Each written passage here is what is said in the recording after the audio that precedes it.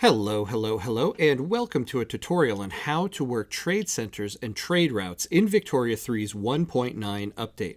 Previously, we did an overview of what the world market is and the basics of the new trade center buildings.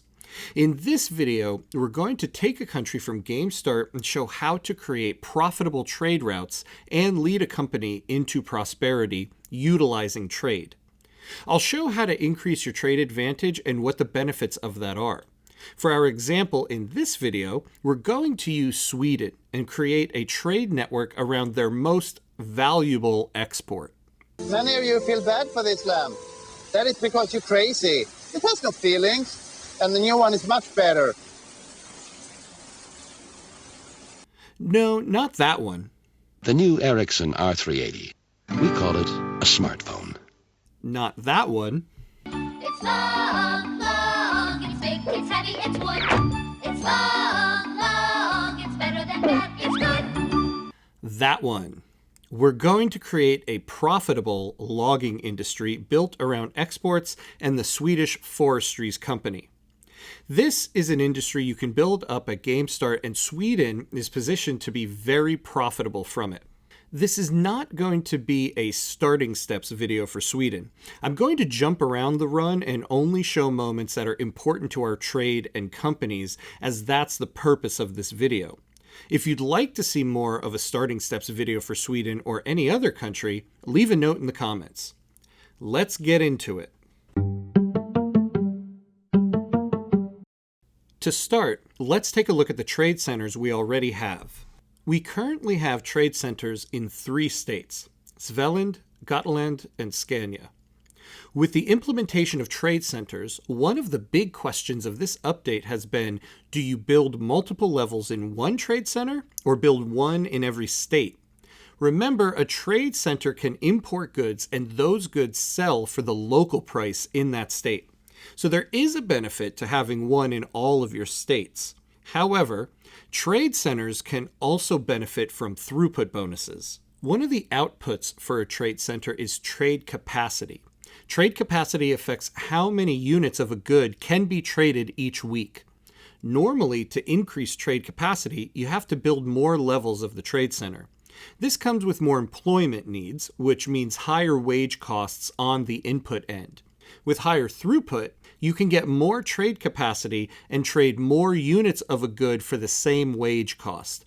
This means you can have higher revenue for the trade center because you're trading more goods for the same operating costs. So there is a benefit to building most of your trade centers in one state. The best answer to this dilemma is to use a little of both answers. We're going to make Svealand our main trade center and concentrate most of our building levels there. However, we are also going to keep 1 or 2 levels elsewhere to help with needed input goods. The other reason we want to make Svealand our main trade center state is because Svealand has the state trait of natural harbors. Natural harbors got a big boost in this new update. You can see you can get an increase in ports, shipyards, and military shipyards throughput, along with additional levels of naval bases. But the main benefit we're looking at first is a plus 5% market access price impact. This means when buildings in this state utilize goods produced in other states, they get a price that's 5% closer to the local price in the originating state.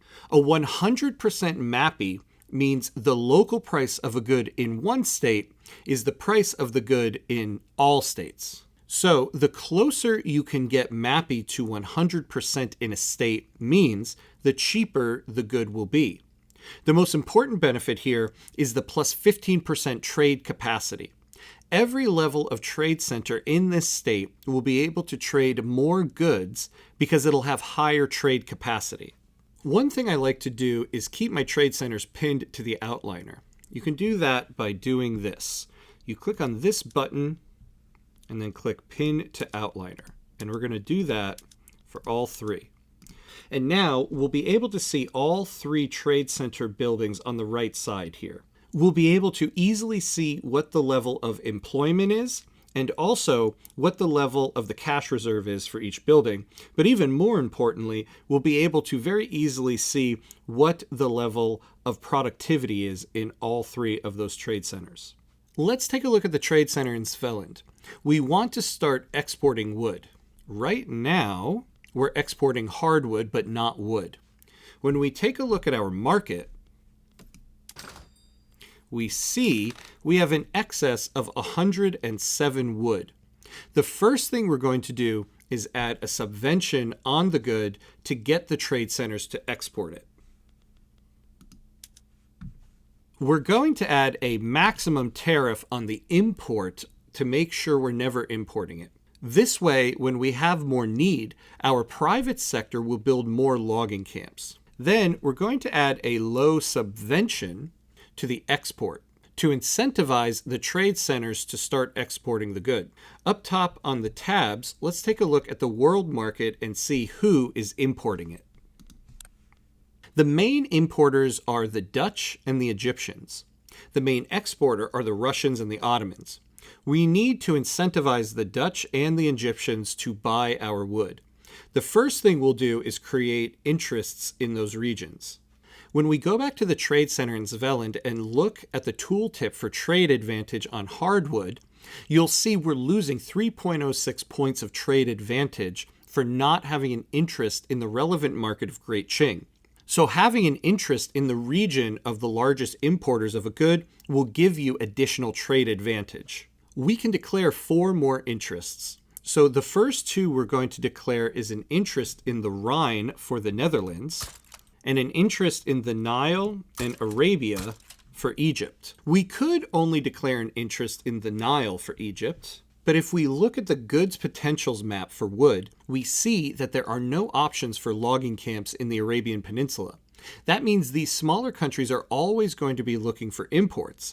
If we want to focus on exporting wood, we should keep an interest here to keep our trade advantage up. For our last declared interest, we'll look at the main importers of hardwood, since that is another output for the logging camps. Great Britain is the main importer for hardwood, so we'll declare our final interest there. Next, we'll set up our tech research. The first one we're going for is corporate charters.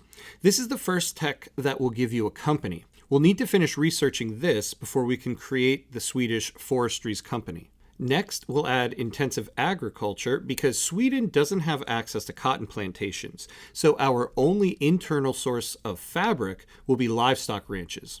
We'll have to mainly import fabric, but being able to supplement that with increased fabric output for our livestock ranches will be helpful. Next, we'll add the techs that will give us railways because it'll help us get our next company, LKAB. You can see, in order to found this, we'll need a railroad. Lastly, we'll add joint stock companies as it's the next tech that will give us an additional company slot. As you can see here, we're at our trade capacity in the trade center in Svealand. So the first thing we'll build is another level of trade center. We'll add an additional construction sector. Next, we're going to add some subventions on the import of fabric, as we'll need this for our construction sectors. We'll add maximum tariffs on the export of fabric to make sure we don't end up exporting it at any time. Then we'll add high subventions on the import since we need this sooner rather than later. We'll add a couple livestock ranches to bring in some local fabric, some tooling workshops, more logging camps, and more iron mines. There will be 1 or 2 other things to do, like setting up some decrees and law passing, but we're ready for the first unpause and move forward to the next update to our trade. You can see we now have the interests we added activated, so now we can take a look at our trade centers. So you can see on the export of hardwood, we're getting a little bit better of a trade advantage because now we have an interest in the largest importer of the good. We are still losing a couple points of trade advantage because we're lacking interests in Austria and Great Qing. However, it's not as bad as it was before. So you can see we are currently at a negative 7% relative trade advantage. And you can see that because you take our 4.02% of global advantage and divide that by the 4.34% of global trade volume. And you get 0.9262. If you subtract 100% from the 92.6267%, you will get 7.373, which is why we have our negative 7% relative advantage. So you always want the percentage of global advantage to be higher than the percentage of global trade volume. If global advantage and global trade volume were equal, your relative trade advantage would be at 0%. When global trade advantage is less than global trade volume, you'll get a negative effect, and if it's more, you'll get a positive. Now you see here our trade center in Svealand. If we go down to the exports, it still is not exporting wood. And the main reason for this is because we are at our trade capacity. This trade center can no longer handle additional trade, which is why we're started with building a trade center in Svealand first. Once this trade center finishes building and hires up, then we'll be able to handle more trade through that trade center. Now that the new level of trade center in Svealand has been built and it is fully hired, our trade capacity has increased to 46, and you can see we are already utilizing all of it. So if we scroll down, you can see we are now exporting wood. If we look at our trade advantage, you can see we have a pretty high relative trade advantage for this good. So a couple things that are giving this to us. First off, we're getting 48.6 points of trade advantage from trade privileges. If we look over at our treaties, you can see we are doing trade privileges with Prussia. If we go back and look at the good, one of the exporters of wood is Prussia. And so we get a higher trade advantage with them because of those trade privileges. Now, we're still lacking interests in some of the relevant markets, and you can see how many there are there. So you're never going to be able to have an interest everywhere. Or maybe you could if you have that many interests and you want to focus all of them into one good, though that's probably not the most efficient thing to do. So you're always going to probably lose a couple points on lacking interests, which is why you want to make sure you have interests in the largest importers of the good.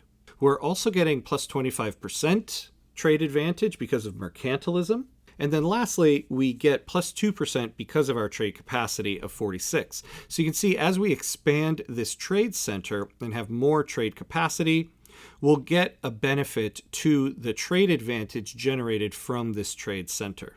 Remember, every trade center you have has a different relative trade advantage for every direction of every good. When we look at the global advantage, this is specific not to a country, but to a trade center in a state.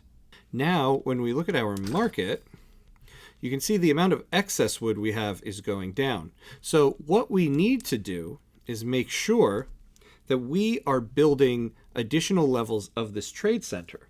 However, the reason why we're not going to build any more yet is because when we get our company, we're going to want to give it a trade privileges charter, which means it will be able to build its own levels of trade center.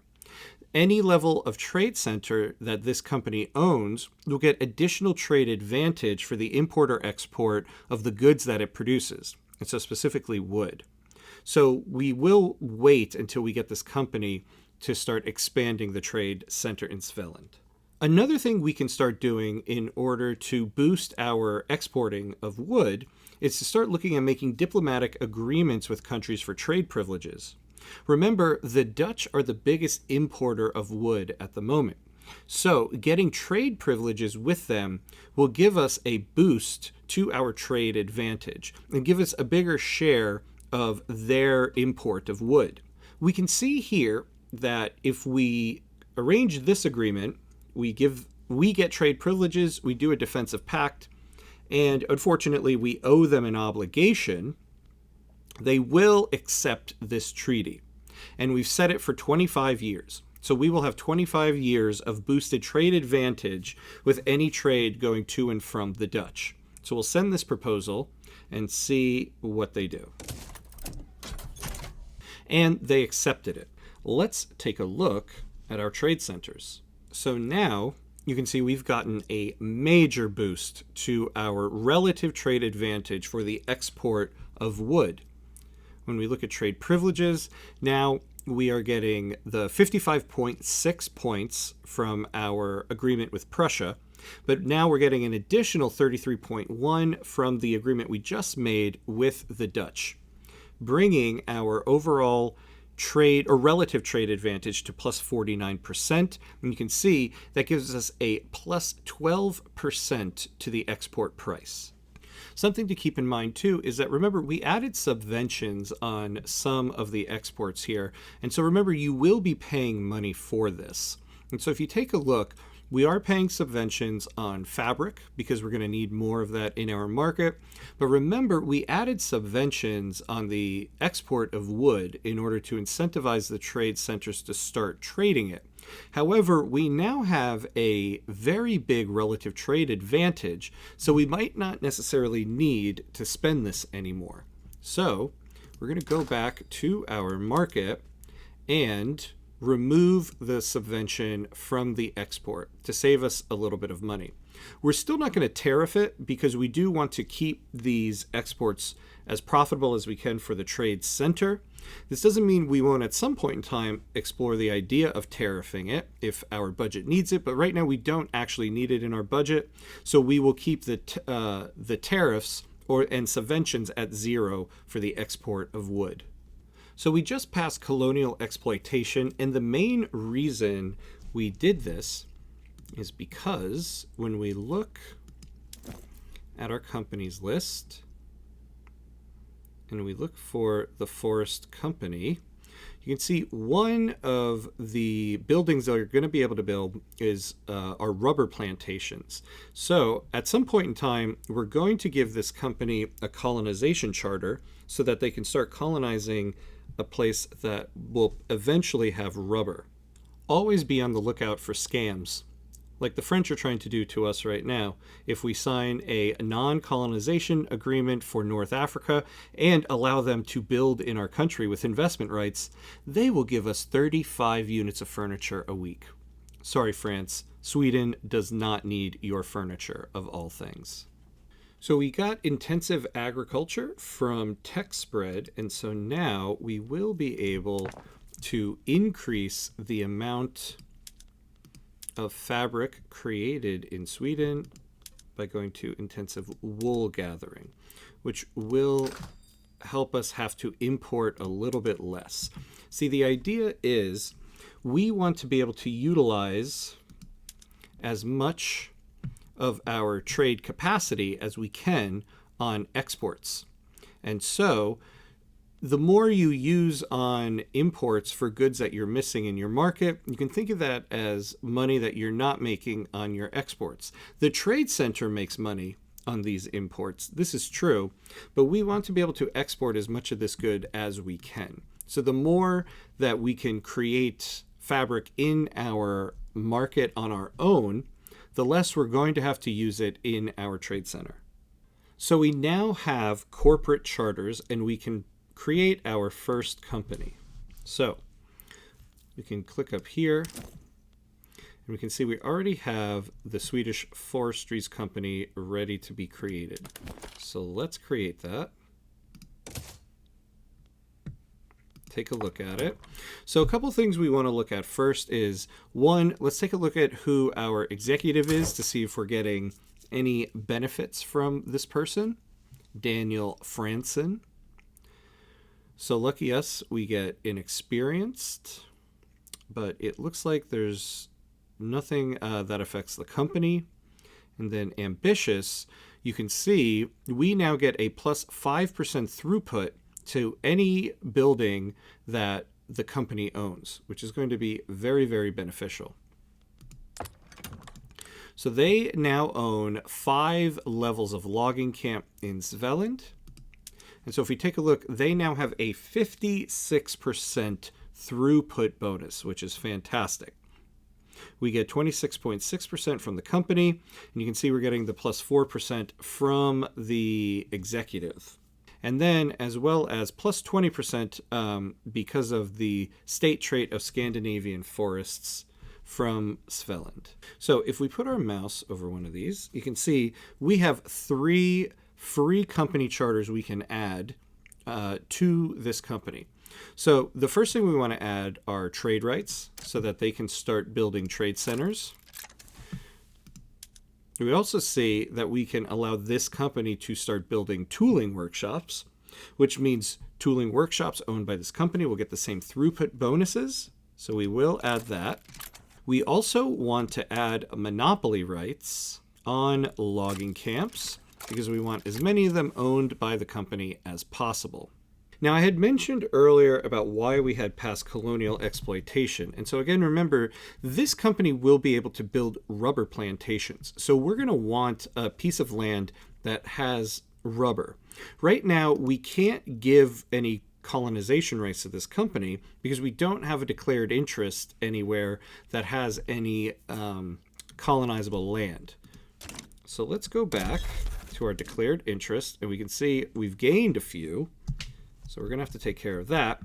But we are going to want to create an interest in the Congo here because we are going to want to start colonizing South Cameroon because eventually this will have access to rubber.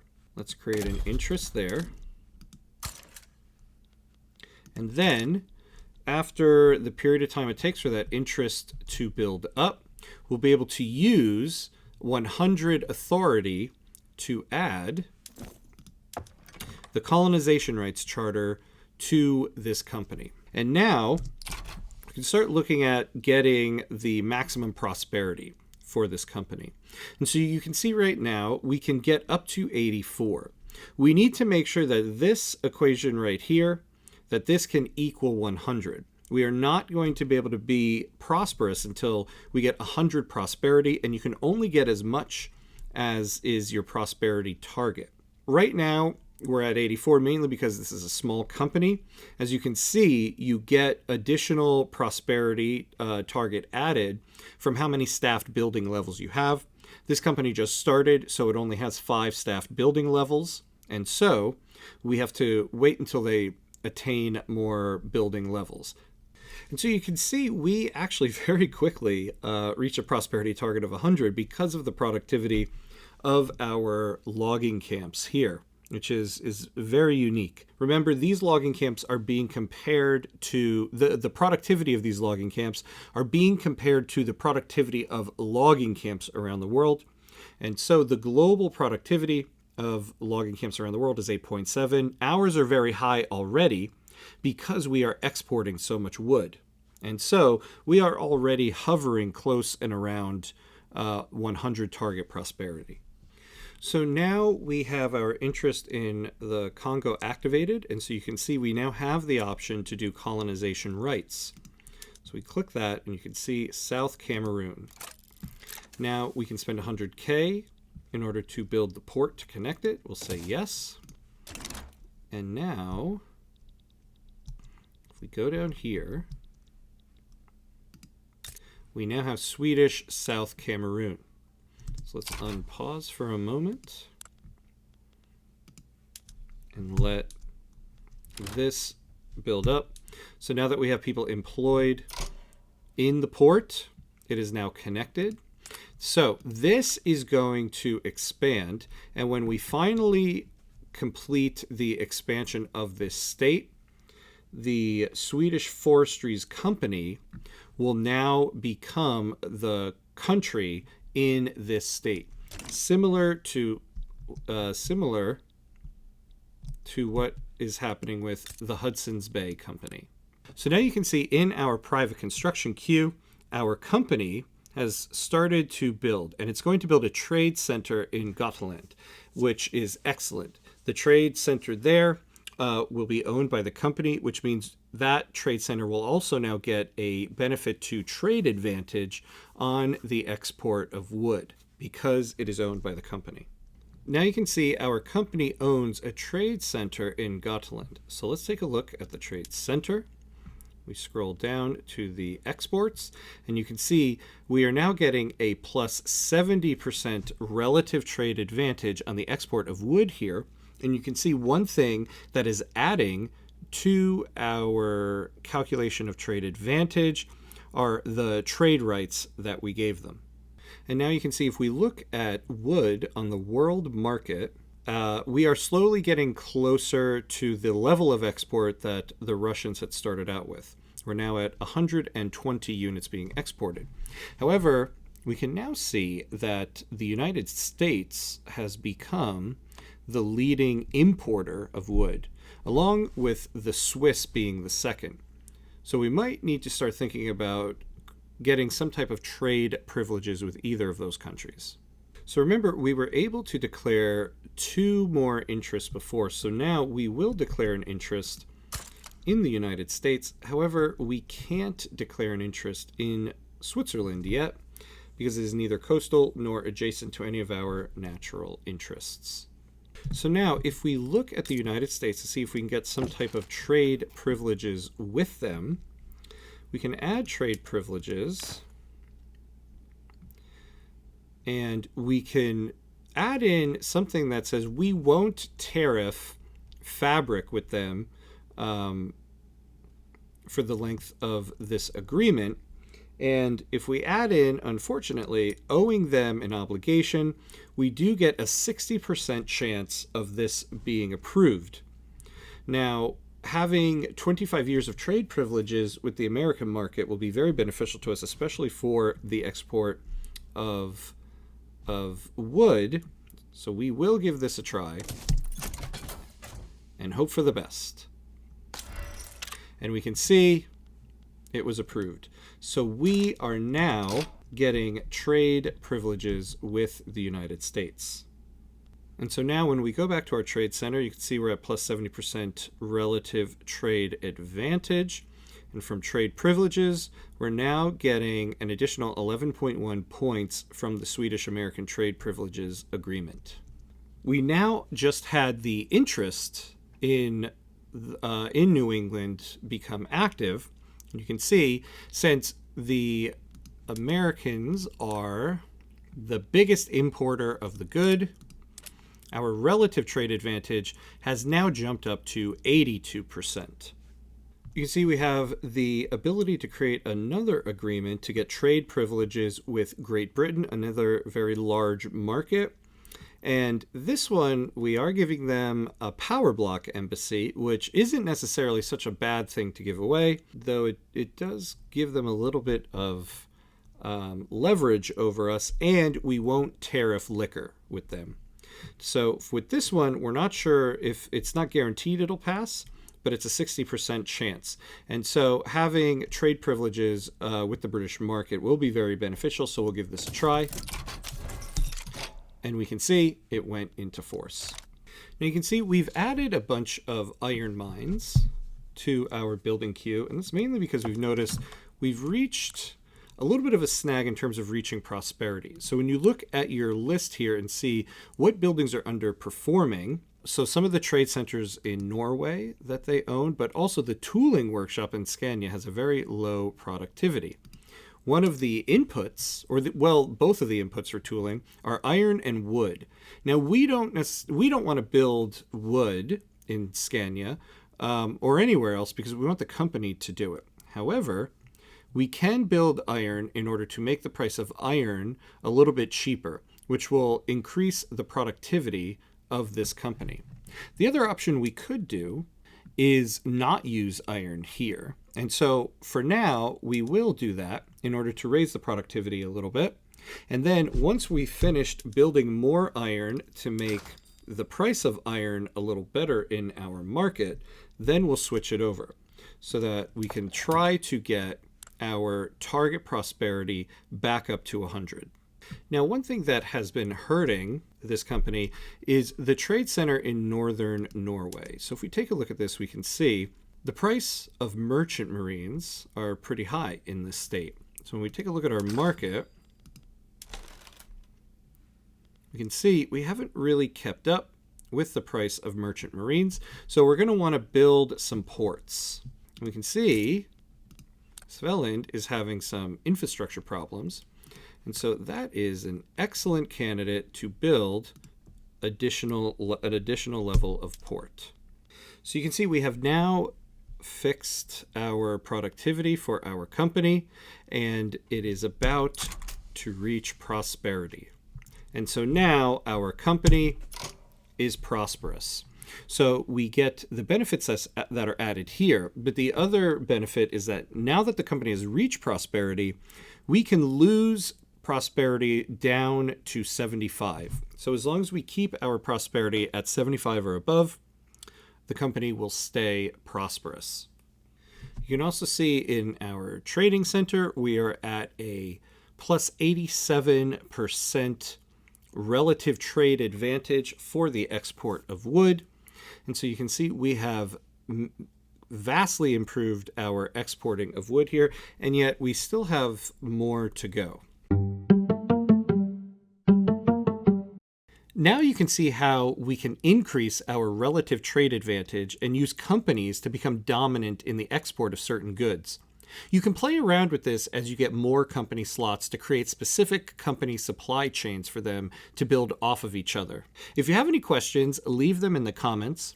Consider giving the video a like and giving the channel a subscribe so you can be alerted to the next time I upload videos.